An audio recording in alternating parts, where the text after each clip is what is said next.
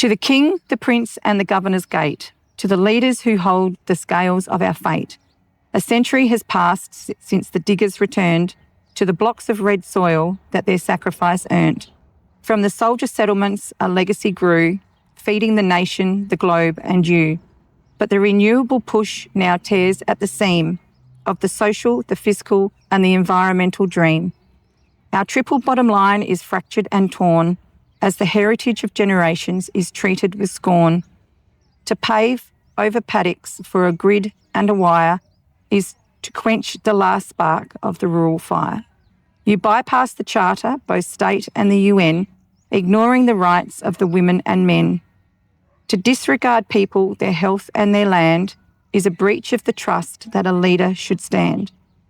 The keepers of soil, the stewards of rain, are silenced by progress and burdened by pain. We call for a halt, an immediate stay, before the last farmer is driven away. Cease every plan, let the mandates be still, and listen to those on the crest of the hill. Go back to the people, the hearts of the scrub, in the hall, on the farm and the regional pub. The land is our lifeblood, the legacy's shield. Do not let the future be lost in the field. The soldier settlement legacy directly connects the current farming generation to the diggers who established these lands over 100 years ago.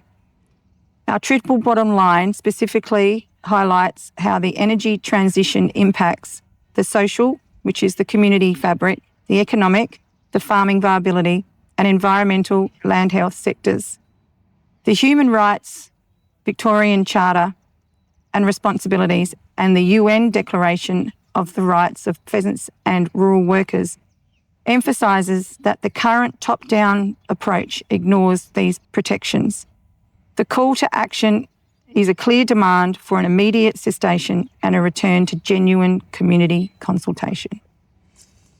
We talk to these farmers and the two things that they say every single time is there's no transparency and there's no communication. And you've nailed it with your poem. Your poem was beautiful. So thank you. Well, the reason why we do take particular comment on that soldier settlement scenario is because I talk to people and I've spoken to people, farmers right across, and 30% of the people that we have spoken to are on soldier settlement blocks.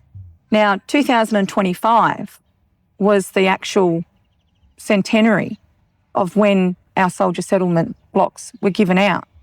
That in itself is a direct disregard of our legacy and our forefathers, of our country, of our sovereign, but more importantly, of the respect of our farmers. The government doesn't care, mate. No, We've said this over and over again. No votes for them. They don't care. And what does she say? No communication, no transparency. Every single person you talk to in rural Australia says exactly the same thing. I know. How good was the poem? Yeah, it was great. Yeah. Really good. Whether the king does anything about it or not, I don't know. But it comes back to the fact that this land was given to soldiers as settlement because of what they gave. The ultimate. Yeah. The ultimate sacrifice. The ultimate sacrifice to our nation. To be just fobbed off and ignored when it suits them. We'll just take a bit of that back and a bit of that back. It's just not right, is it? These things, these transmission lines are going to run right through it. Yep. And they are taking back the very land that they gave to people for sacrificing, a leg or worse. Yeah. It's for us to be able to live like we do now.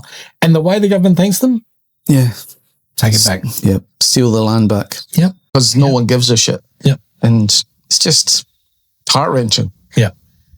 It's 100 years last year. Stop. You all right? Yeah. Scrub this one. No. You all right? Yep. Yeah. It's 100 years last year since the land was handed out. So 1924. And now it's going to be taken back. Yeah. That's shit. It is, mate. It is. And your reaction and my reaction when we go out and see these people is the same every time, mate. We can't understand the pain that they're being put through, and nobody that isn't living their life, that has lived that life for over 100 years can.